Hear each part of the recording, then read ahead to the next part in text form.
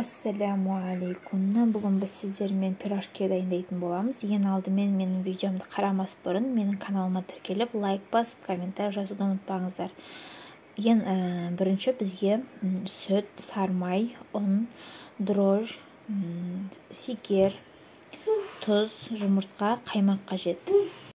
Ең алдымен апарамыз дайындап аламыз. Жаңағы сүтіміздің жартысына дрожды саламыз, содан кейін сикерімізді саламыз, содан кейін ұнымызды салып, араластырып 5-10 минутқа жылы жерге қойып қоямыз. Енді тестімізді жасаймыз.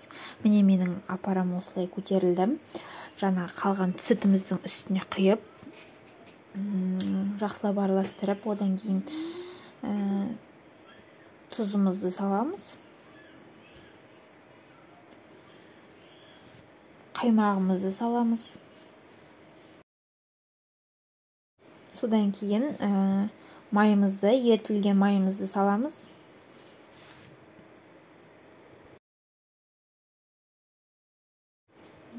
Содан кейін бір штук жұмыртқамызды саламыз. Енді ұнымызды салып, тесті илейтін боламыз. Міне тестім дайын. Енді майымызды құйып, жан-жақтарына жағып, көтерілген кезде жабыспау үшін майымызды осылай құйып аламыз.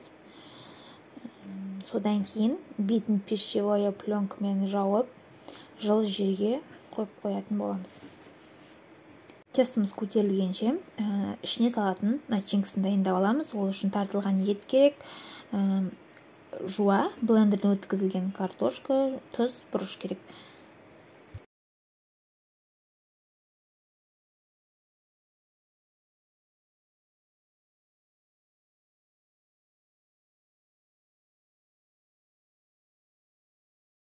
Осылай барлық құрамдарын салып, араластыратын боламыз.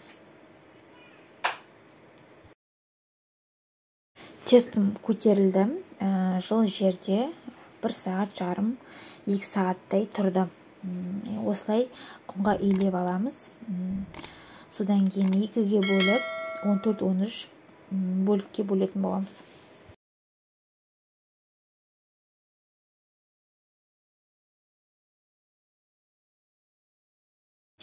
Міне менің пирожкилерім дайын болып қалды.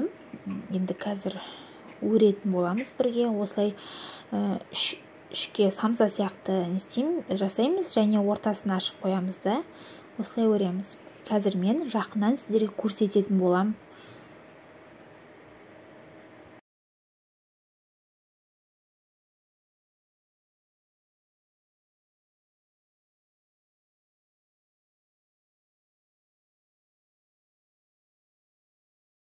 Міне осылай үш-бұрыш етіп істеп аламыз.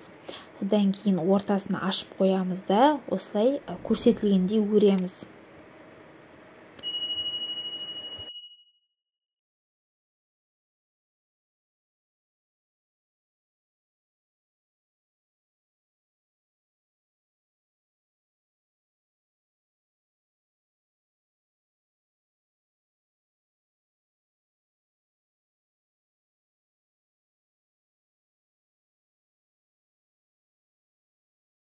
Пирожкилеріміз дайын. Енді бетіне жұмыртқамыз жағатын боламыз. Жұмыртқаның үстіне сүтті құйып жақсаңыздар болады.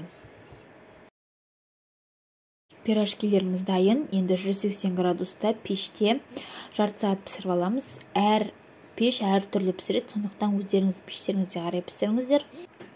Міне осылай қызарып піседі. Дәмі өте керемет болып шықты. Сіздер де жасап көріңіздер. Менің каналыма тіркеліп, лайк басып, комментарий жазуды ұмытпаңыздар. Ассаламу алейкум.